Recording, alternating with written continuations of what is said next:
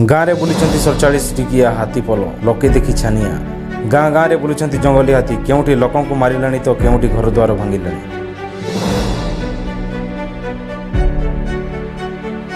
आपण जदि news channel को देखुं लाइक और सब्सक्राइब करते पाखे बेल आइकन को दबाइए जो थे कि आपण पाखक प्रथम वीडियो पहुँची पारे।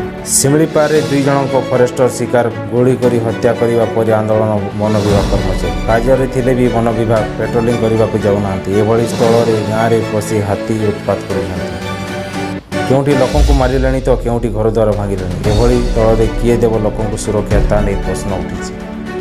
गतकाली राजधानी शिखरखंडी पहाड़ तले हाथी उत्पात देखा मिलता। भरतपुर जंगल 3टी हाथी आसी गणेश विहार अंचल में व्यापक भंगरुजा करने अभियोग होती। तेबे वन कर्मचारी खबर देवा पर भी आसुनथिबा लोकमाने कहिसंती। हाथी आक्रमण में 4 जन मृत्यु घटी। संबलपुर और अनुगुल विभिन्न स्थान में हाथी आक्रमण में 4 जन मृत्यु घटी अभियोग होती। संबलपुर जुजुमरा रेंजर 55 राज्य पथ तल कंसर गाँव में जड़े ढाबा मालिक हाथी आक्रमण में प्राण हरई। मृतक है गोपाल प्रधान। से राति ढाबा सामने शोता बेले दंता हाथी दली देता सूचना मिली। सेहीपरि बरमाड़ रेंजर बुढ़ीखमार गाँव में हाथी आक्रमण में जनक मृत्यु घटी। अनुगुल वनखंड पंतला अंचल में हाथी आक्रमण में 2 जनक जीवन जाइए।